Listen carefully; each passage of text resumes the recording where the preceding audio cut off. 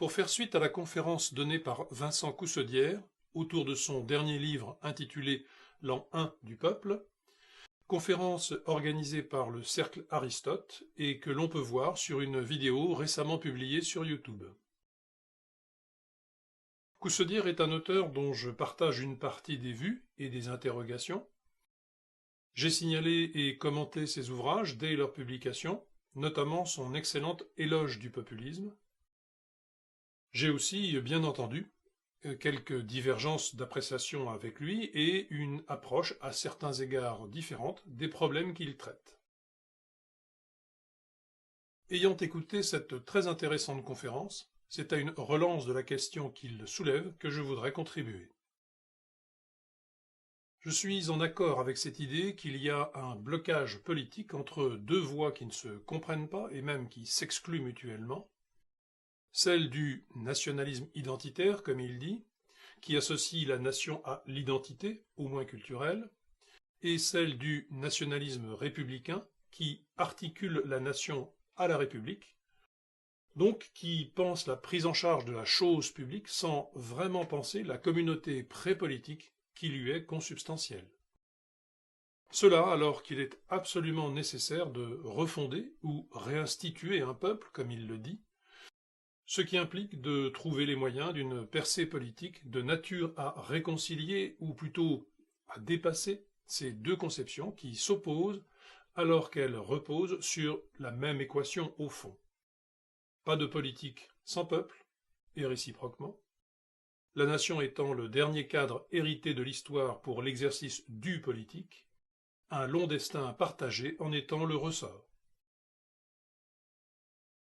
Or, le populisme est le retour du refoulé, selon son expression, c'est-à-dire l'expression du désir des peuples politiques, les Français avec les Grecs sont un peuple éminemment politique, de leur désir de ne pas mourir ni à la politique, ni à eux-mêmes, quand la nation est désintégrée au profit de l'Empire, et le peuple, dissous dans le multiculturalisme et perdu par l'individualisme en vérité esclavagiste. Aucune de ces deux propositions, identitaire et républicaine, ne peut répondre convenablement à la demande, plus ou moins consciente, du peuple. Ou de ce qui en subsiste, devrait-on dire, ou mieux encore peut-être, répondre à l'attente en quoi notre peuple subsiste encore un peu. Or, Coussaudière met en relief que ces deux formulations, ces deux optiques du retour du peuple et de la nation, autrement dit de la souveraineté et de l'indépendance, conditions de l'exercice politique, que ces deux optiques donc partagent au fond une même erreur mais à front renversé, ce qui est à l'origine de toute cette situation bloquée. Erreur qui a trait à une question de fond, la question de l'identité. Jusque-là, je suis largement notre auteur. Mais ici commence la partie peut-être un peu plus problématique et la relance que je souhaite faire. Je ne pense pas trahir Coussaudière si je résume ainsi son exposé. Du côté identitaire, ce qui ne va pas, c'est l'accent porté sur l'identité comme fondement politique, alors que cette dernière est plus ou moins indéterminable, tandis que du côté républicain, on s'évapore dans une abstraction fautive au regard de la question posée, celle du peuple. Ce qui est curieux, c'est que pour s'expliquer, Coussaudière caractérise le principe de l'identité par la formule A égale A. A est égal à A. Il se trouve que c'est exactement le départ d'un texte, court et ardu, capital, de Heidegger, qui s'appelle « Identité et différence » et que l'on trouve dans Question 1, si ma mémoire est bonne. Coussaudière n'y voit qu'une formulation mathématique, un concept opérationnel dans ce genre de cadre, mais qui est hors sujet pour le problème qui le préoccupe et qui nous préoccupe. Je ne le crois pas, bien au contraire. C'est peut-être là que se trouve la racine du problème et à certains égards ce qui pourrait permettre le dépassement qu'il souhaite et recherche. En effet, dans la formule de l'identité pure, A est égal à A, quelque chose se cache. Ce n'est pas une tautologie, une affirmation stérile. Elle est au contraire de la plus grande fécondité, on le verra. Un tiers se cache qui disparaît à l'occasion de cette formulation et qui pourtant est la condition de possibilité de celle-ci. Plus encore, cette formulation de l'identité est celle qui seule permet toutes les différenciations à sa suite. Le point d'appui de toutes les différences, c'est l'identité. Or, l'identité n'a pas de point d'appui, ou plutôt, son point d'appui, son fond, est absent. Il s'absente de sa propre opération. On pourrait dire, pour continuer à la Heidegger, sans pour autant le suivre à tous égards, son point d'appui est sans fond. C'est l'erreur des identitaires que de vouloir à tout prix établir un fond. Mais il est. C'est l'erreur des républicains que d'ignorer cette existence et son importance capitale. Encore une fois, il est ce qui permet à toute la pensée de se développer, cette dernière étant par excellence discriminante.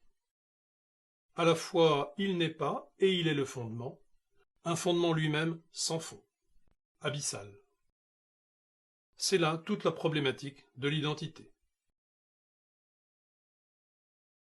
Évidemment que les identitaires, pris au sens très large, se fourvoient, et certains, qui en font leur fonds de commerce politique, assez grossièrement, d'une façon même dangereuse, en s'évertuant à chercher quelque part, à un moment donné, dans l'histoire ou ailleurs, dans des imaginations ou élucubrations variées, un départ, une fondation, quelque chose qui fasse origine. Or, le commencement n'est pas l'origine. L'origine est toujours devant nous, en avant de nous. Le commencement, il n'y en a pas qu'un, il y en a sans cesse, c'est un perpétuel recommencement qui s'offre à nous, dans cette dimension d'une origine qui, en provenance certes du passé, n'en vient pas moins vers nous depuis l'avenir. Que chacun songe un peu à la vérité quotidienne de son existence, ce dernier mot pris au sens le plus intime, il verra que cela n'est pas si mystérieux ni si difficile à comprendre. Or, il en va pour les peuples comme pour chaque être humain. En faveur de l'identité, on pourra, à raison, toujours invoquer l'histoire, la culture, la langue, la communauté de destin, les éléments de vie commune tels les mœurs, sur lesquels insiste à juste titre Coussedière. Pour autant, tout cela peut se déconstruire, et Dieu sait que nos adversaires s'y emploient avec méthode et acharnement, qu'ils ne ratent pas une occasion d'enfoncer ce clou tous azimuts. C'est qu'il y a une brèche dans laquelle ils se sont de longue date engouffrés, pour satisfaire leur ressentiment et leur haine inextinguible à l'encontre de ce que nous sommes. De la même façon qu'une ligne est faite de points, mais que le point lui-même n'est pas isolable, discernable, de la même façon que le temps est censé être une succession d'instants, mais que l'instant lui-même peut se diviser à l'infini, et que, in fine, on ne le délimitera jamais, de la même façon, pour le dire autrement, que l'incommensurable a partie liée avec le commensurable, que l'incommensurable tout à la fois se manifeste dans le commensurable, mais par là même y disparaît en quelque sorte, que l'on se rappelle les remarquables variations de Daniel Arras sur le visible et l'invisible dans la peinture occidentale, de la même façon, par rapport à ce qui se manifeste de mille façons, à travers une unité culturelle, une continuité historique, une communauté de destin, par rapport à tout ce qui fait un peuple et une histoire, par rapport à tout cela, l'identité, l'origine, le point de départ sont des choses fabuleuses, ce qui peut être entendu d'une façon éminente et non pas forcément fatalement dépréciatrice, bien au contraire. Vouloir fonder une politique sur une identité concrète, factuelle, tangible, c'est risquer de manquer la proie pour l'ombre, voire de générer des dérives détestables, et peut-être pire encore, de finir en dindon de la farce modernante, qui adore le rapport touristique à son passé, qui ne tolère même que celui-là, marchandisé et spectacularisé jusqu'au trognon. Donc, s'il n'y a pas de fondement de cette sorte à l'identité, le sol, le sang et que sais-je, même si certains de ces aspects, à certains égards, participent en effet de l'identité, et supposer une telle fondation est l'erreur comme l'insuffisance de pensée des identitaires, il n'empêche que l'identité qu'on ne peut fonder unitairement n'est pas pour autant une construction sociale, une imagination rétrospective ou un fantasme collectif. Elle n'est surtout pas une matière volatile à notre libre disposition et adaptable à volonté, sauf à tomber dans le piège de l'entourloupe, si je puis dire, de l'infini, et c'est là l'erreur et partant la sophistique des républicains. Pour y revenir une dernière fois, s'il n'y a pas de frontières absolues, comme le reste, elles sont à peu près indiscernables si l'on affine indéfiniment, elles existent pourtant bel et bien, que ce soit entre nuit et jour ou entre France et Allemagne. Les républicains font donc la même erreur que les identitaires, mais inversée. La question de l'identité est bien à la source des deux problématiques. Les identitaires parce qu'ils accentuent fictivement cet aspect et, voulant se fonder là-dessus, rencontrent cette problématique qui peut anéantir leur projet, et les républicains car, déniant peu ou prou la réalité décisive de l'identité, même si ce n'est pas à la façon radicale de la modernité modernante, ignorant peu ou prou son existence, en raison de l'impossibilité de la définir absolument ou de la cerner tout à fait, ces républicains tendent à l'universalisme, politique du faux universel, qui est précisément notre adversaire, car il l'est de toute singularité. Pourquoi sinon refuser de fil en aiguille une république mondiale, une res publica planétaire et humanitaire?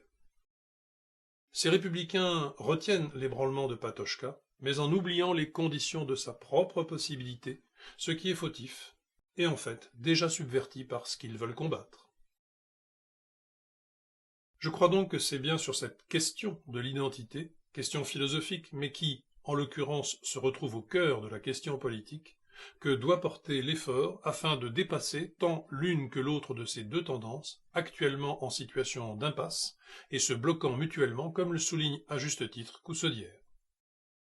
La question du peuple est celle du politique, la nécessité de reconstituer le peuple, comme il dit, de redevenir un peuple.